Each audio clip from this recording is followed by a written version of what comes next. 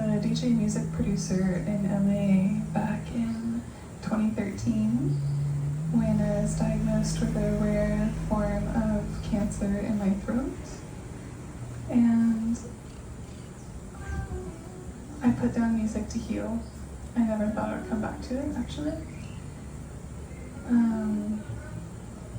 Through almost dying for a year straight, and the conditions in which I was living at that time were quite unique. I was living with my best friend and my ex-fiance, and we were living in a trap house. Honestly, it was quite an experience, and it was the most beautiful time of my life because I fell in love with plants, and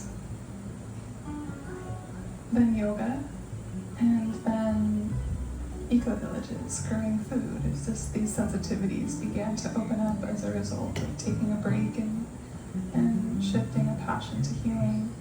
I didn't think I was going to survive, not a lot of people do, and it was on the brink of death for a year. It really opened my passion to how can we be as vibrant as we can be. So for the past 10 years, that's what I've been doing, is teaching yoga, studying yoga, traveling to different eco-villages to live like this in accordance with the earth and learn different spiritual practices along the way as well. Very recently, on New Year's Day, I started to get these visions, and it's interesting to say because people don't speak about these things a lot. But it was over and over again this vision of a phoenix, to the point where I was like, what in meditation. And then KJ invited me to Costa Rica to co-facilitate, and it wasn't in my plan or at all, or anything in my scope, and so I said, let me think about it, and I felt into the timeline. And I saw this like flaming phoenix, and I'm like, okay, follow the phoenix. And simultaneously had been getting a vision of a dome, a yoga dome. And a week later, an email came to me, never before or since have I gotten one. Did you know yoga domes are the future of yoga studios? And the company is called Phoenix Domes, and there's a giant phoenix busting out of the logo. And a series of if I told you every story like that, we'd be here all day. The phoenix has been following me everywhere, guiding me to music again, and it came to a head recently when I found out the dear friend of mine and leader of my old crew, Dream Brigade, his name was Ash, had passed. And it hit me like very deeply in my spirit, and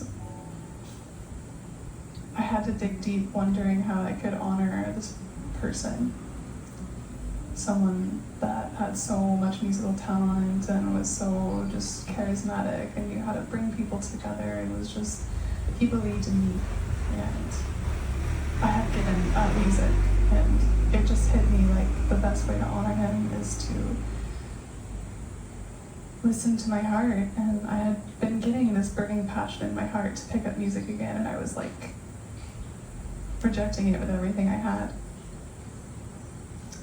And then finding out that he had passed was kind of the precipice of, okay, I need to listen to this nudge and pick it up after 10 or 11 years. And so then I realized that his actual name was Ash Riser. So the phoenix dies into the ashes and then he rises, and that was his legal name. And so I think he's been like knocking this whole time, and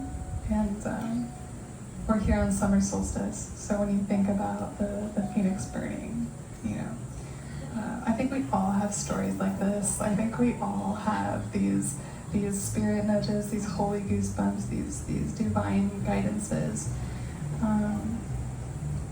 We can choose to tune in through the practices and through meditation and yoga and the various ways that we pray. So that's the why. I know you each have a story just as synchronistic as well, and I honor that.